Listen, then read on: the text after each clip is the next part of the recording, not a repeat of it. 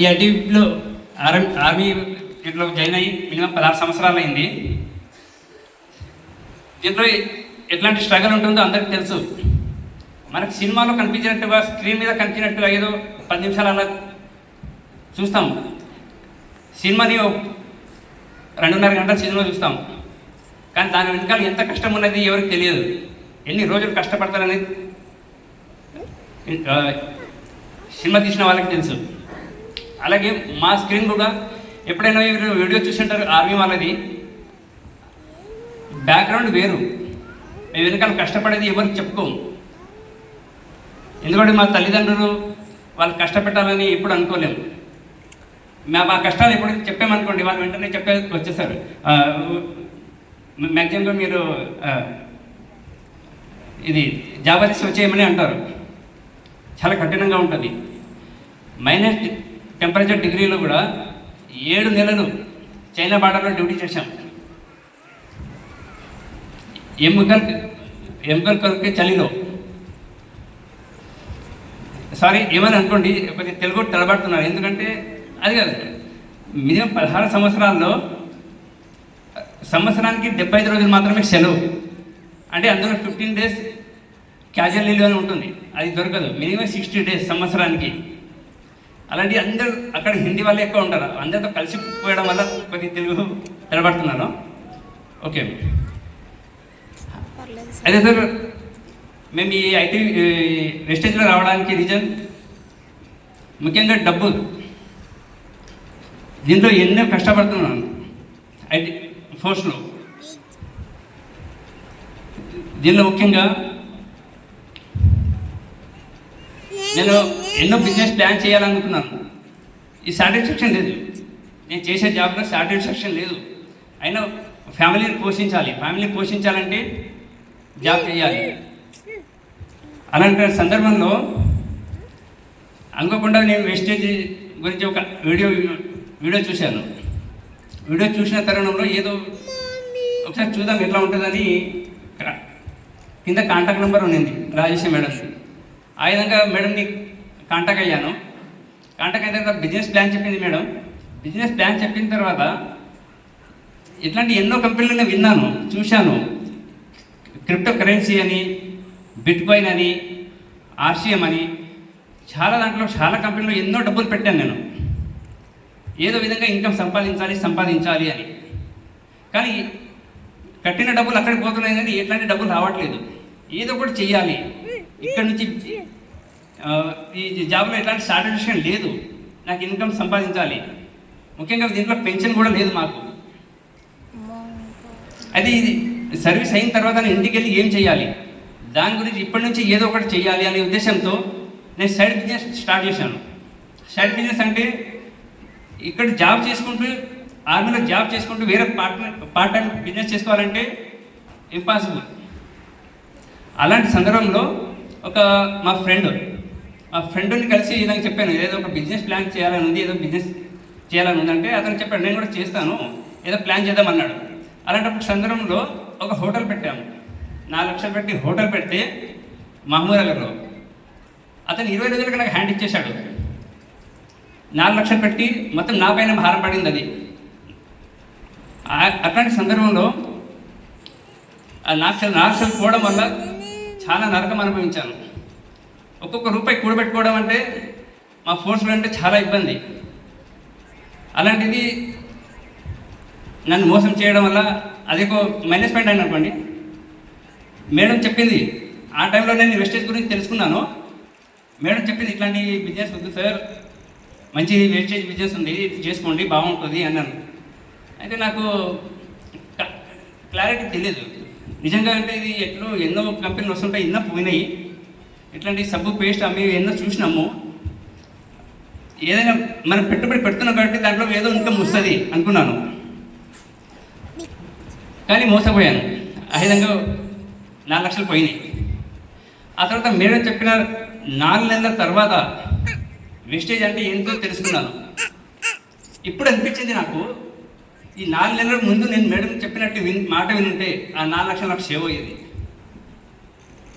ఆ 4 నెలల్లోనే నేను ఎంత కోల్పోయాననేది ఇప్పుడు తెలుస్తుంది మీ అందరిని చూసి. ఆ తర్వాత జూమ్ మీటింగ్ విన్నాను. ముఖ్యంగా బీబీ మేడం ఈ మధ్యన జూమ్ మీటింగ్లో విన్నాను. ఆమె జూమ్ మీటింగ్ ఇంకా ఇన్స్పైర్ అయ్యాను. ఇప్పుడు 10 డేస్ సెలవు తీసుకొని వచ్చాను. ఇప్పుడు యాక్చువల్లీ మేడం చెప్పింది, ఒక్కసారి 10 రోజులు సెలవు తీసుకుని రండి సార్, ఒక మీటింగ్ అటెండ్ అవ్వండి అంటే ప్రత్యేకంగా ఈ మీటింగ్ వరకే స్పెషల్గా వచ్చాను. That is weightage.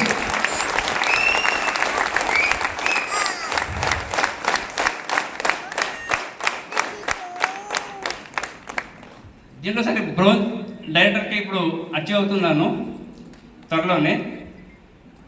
దీంట్లో సరే ₹1,00,000 వచ్చేసరికి 1 ఇయర్లో 1,00,000 సంపాదించాలి. నెక్స్ట్ ఇయర్ 1 ఇయర్లో జాబ్ రిజైన్ చేసేసి ఇక్కడ రావడానికి ఫుల్ టైం చేయడానికి ప్లాన్ చేస్తున్నాను సార్. నాలాంటి తమ్ముళ్ళు అన్నయ్యలు ఎంతో కష్టపడుతున్నారు బార్డర్లో.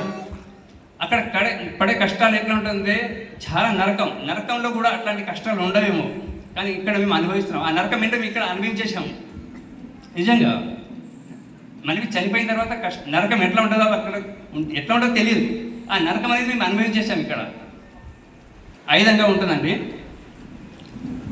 అయితే మేము ఎంతోమందికి ప్లాన్ చెప్పాను అక్కడ మా డిపార్ట్మెంట్ వాళ్ళకి, కానీ ఎవరు బిలీవ్ చేయరు, ఈ నమ్మరు. ఇట్లాంటివి మేము ఎన్నో చూసాం, ఊర్లో చూసాం, విన్నాం ఎన్నో ఇట్లాంటివి అని చెప్పారు. అయితే 2-3 ఫ్రెండ్స్కి చెప్తాను, వాళ్ళు కనెక్ట్ అయ్యారు. ఒక ఢిల్లీ నుంచి, ఒక హర్యానా నుంచి, ఒక ఎంపీ నుంచి. స్టేట్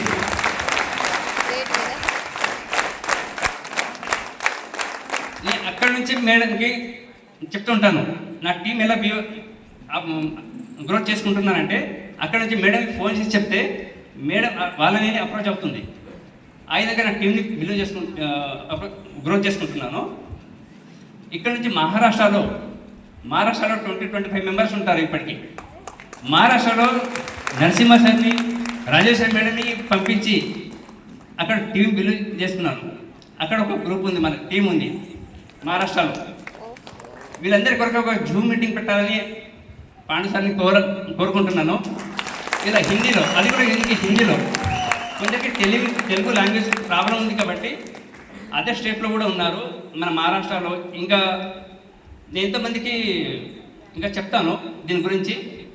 అక్కడ నుంచి మేము టీం చేసుకొని ఇస్తాను. ఇక్కడ వీళ్ళందరికీ ఒక జూమ్ మీటింగ్ హిందీలో ఏర్పాటు చేయాలని కోరుకుంటున్నాను.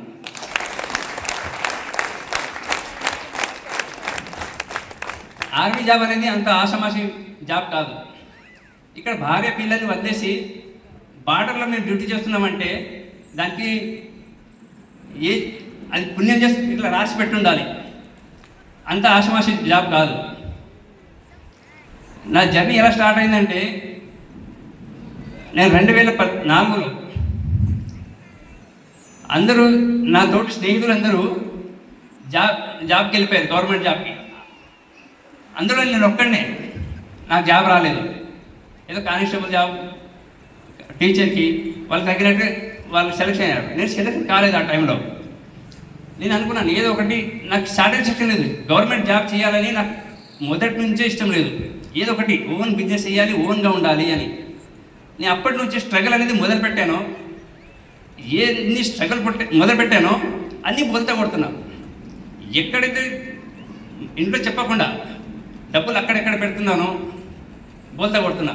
సరైన నాలెడ్జ్ లేక, విషయం తెలుసుకోలేక, అది కంపెనీ ఫేకా ఏంటిది అనేది. ఆ విధంగా అయితే ఇలా చేసుకుంటూ పోతుంటే అనుకోకుండా ఈ ఆర్మీ జాబ్ సెలక్షన్ అయిపోయాను. సెలక్షన్ అయిన తర్వాత మనసు ఒప్పుకోవట్లేదు జాబ్ పోవాలని. కానీ నా స్నేహితులు అందరూ జాబ్కి వెళ్ళారు కదా. ఊళ్ళో ఒక ఇమేజ్ ఉండాలంటే గవర్నమెంట్ జాబ్ ఉండాలి. అలా అని నేను గవర్నమెంట్ జాబ్కి సెలక్షన్ అవ్వడం వల్ల జాబ్కి వెళ్ళిపోయినాను. జాబ్కి వెళ్ళిపోయిన తర్వాత కూడా అక్కడ ఇప్పుడు కూడా మనసు సాక్షిగా చెప్తున్నాను, మనసును చంపుకొని ఇప్పుడు జాబ్ చేస్తున్నాను. ఎందుకు నాతో పాటు స్నేహితులు ఎంతోమంది ఉన్నారు, కానీ వాళ్ళు ఏం చేయలేరు. ఇంటి ఆర్థిక పరిస్థితి అట్లాంటిది.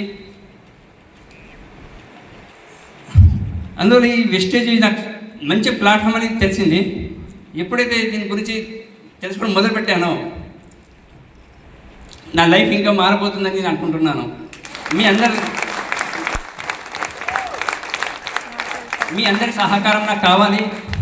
పాండు సార్, బిబి మేడం, మీరు అందరు అప్లైన్తో నన్ను ఆశీర్వదించి నన్ను టీం కొద్దిగా ముందు నడిపిస్తే నేను 1 ఇయర్లో జాబ్ రిజైన్ చేసి వచ్చి వెస్టేజ్లో ఫుల్ టైం. నా లైఫ్లో ఫస్ట్ టైం నేను ఈ స్టేజ్ ఎక్కడం, నా లైఫ్లోనే ఫస్ట్ టైం నా స్టేజ్ ఎక్కిలో మాట్లాడడం ఫస్ట్ టైం. ఫస్ట్ వచ్చిందాడ కొద్దిగా భయం అనిపించింది, ఇది పోయింది. That is wastage. అది ఇట్లాంటి అవకాశాన్ని రాజేశ్వరి మేడం కల్పించినందుకు రాజేశ్వరి మేడంకి కృతజ్ఞతలు తెలియజేసుకుంటాం మేడం. Thank you. ఇంకా 1,00,000 తీసుకున్నప్పుడు అప్పుడు వచ్చి స్టేజ్ మాట్లాడతాం సార్. అంతవరకు నమస్కారం.